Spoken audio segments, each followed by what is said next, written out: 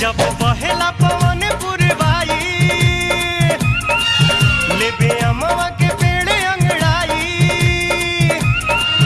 जब बहेला पवन पुरवाई लेबे अमवा के पेड़ अंगड़ाई। झूमे धई के अकवरिया हो मोर खेतवा बधरिया हो।